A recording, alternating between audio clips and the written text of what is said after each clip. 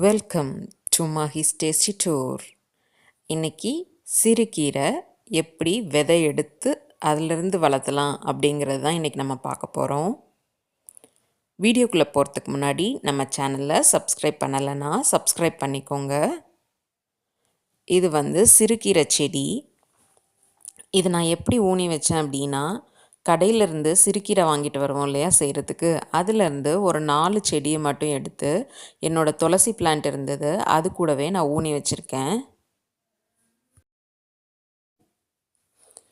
செடி ஒரு வாரத்திலேயே ரொம்ப நல்லா வளர்ந்துருச்சு. நீங்கள் பார்த்தாலே தெரியும் அது எந்த அளவுக்கு நல்லா வளர்ந்துருக்கு அப்படின்னுட்டு. நல்லா பூலாம் எடுக்க ஆரம்பிச்சிருச்சு. இந்த ஒவ்வொரு பூவில் இருந்தும் தான் நமக்கு விதை வரும்.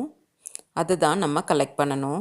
ஸோ இந்த மாதிரி பூ பூக்க ஆரம்பிச்சோடனே ஒரு 1 வீக்கில் அந்த செடியெல்லாம் பறித்து ஒரு நியூஸ் பேப்பரில் அப்படியே சுற்றி வச்சிடணும்.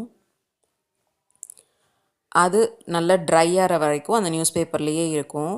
இங்கே பார்த்தீங்களா, இது அடுத்து 1 வீக்கில் அது நல்ல இலையெல்லாம் காஞ்சு அதில் உள்ள விதையெல்லாம் உதிர்ந்து நல்ல விதை நமக்கு விதைக்கிறதுக்கு ரெடியாக இருக்குது. அந்த பிளாக்காக குட்டி குட்டியாக தெரியுது இல்லையா, அதுதான் இந்த சிறுகீரையோட விதை. நல்ல குட்டி குட்டியாக தான் இருக்கும் கீரை விதை. நான் கையில் எடுத்து காமிக்கிறேன். இந்த அளவே ஒரு க்ரோ பேக்கில் போடுறதுக்கு கரெக்டாக இருக்கும். ஸோ இதை அப்படியே நம்ம விதைச்சோம் அப்படின்னா நமக்கு ரொம்ப நெருக்கமாக விதைச்சிருவோம். அதனால இது கூட கொஞ்சம் போல் மணல் கலந்து தான் நம்ம தூவி விடணும்.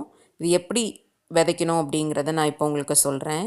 இப்போ இந்த ரவுண்டு தான் க்ரோ பேக்குன்னு வச்சுக்கோங்க. அதுக்குள்ளே ஒரு 2 இன்ச் கேப்பு விட்டுட்டு ஒரு வட்டம் போட்டுக்கோங்க. விரலை வச்சு சும்மா ஒரு வட்டம் போட்டுக்கோங்க. இப்போ இந்த உள்ளே தான் நம்ம விதைக்க போகிறோம். அந்த 2 இன்ச் கேப் எதுக்கு அப்படின்னா, தண்ணி நம்ம பாய்ச்சறதுக்கு வசதியாக இருக்கிறதுக்காக. இது நான் விதை போட்டு ஒரு வாரம் கழித்து உள்ள செடி. இப்போ பார்த்தீங்களா, எனக்கு உள்ளே சுற்றிலும் நல்ல கேப் இருக்குது. நல்ல உள்ளே மட்டும்தான் கீரை நல்லா வளர்ந்துருக்கு. அப்போ அந்த கேப்பில் நான் தண்ணி ஊற்றினாலே நல்ல சஃபிஷியண்ட்டாக இருக்கும். நடுவில் நான் ஊற்றும்போது அல்லது தெளிச்சே விட்டாலும் என்ன ஆகும் அப்படின்னா, கீரை அப்படியே சரிஞ்சிரும். அதனால தான் நான் அந்த 2 இன்ச் கேப் விடுறேன்.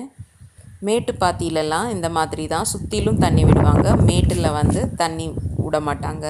ஸோ இது 2 வீக்ஸ் ஆன பிளான்ட்டு. இப்போவுமே வாட்டரிங்க்கு அந்த நல்ல கீரையை லைட்டாக சாய்ச்சிட்டு நம்ம ஊற்றினோன்னா நல்லா தண்ணி போய்க்கும். இது 3 வாரத்தில் இந்த செடி இப்படி தான் இருக்குது எனக்கு. ஸோ இதுவே நல்லா விளைஞ்சிருக்கு. அதனால நான் இப்போ என்ன பண்ண போகிறேன்னா, இதை ஹார்வெஸ்ட் பண்ண போகிறேன். ஒரு சில கீரைகள் பெருசாக இருக்கும், ஒரு சில கீரைகள் சின்னதாக இருக்கும். நம்ம எல்லாத்தையுமே எடுத்துடலாம். இன்கேஸ் ஒரு சில இது ரொம்ப முத்தலாக தெரிஞ்சுது அப்படின்னா அதை நல்லா கிள்ளி விட்டுட்டு நம்ம சமையலுக்கு யூஸ் பண்ணிக்கலாம். ரொம்ப சின்னதாக இருக்கிறத நம்ம அப்படியே சமையலுக்கு யூஸ் பண்ணிக்கலாம். நான் இதெல்லாம் உங்களுக்கு ஹார்வெஸ்ட் பண்ணிவிட்டு காமிக்கிறேன்.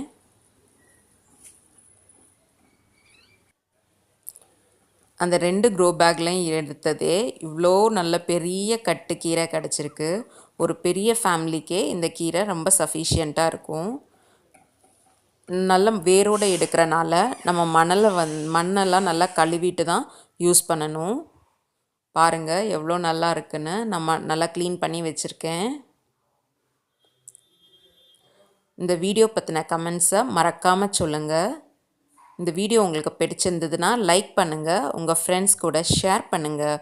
மறந்துடாமல் நம்ம சேனலுக்கு சப்ஸ்கிரைப் பண்ணுங்கள். பாய்.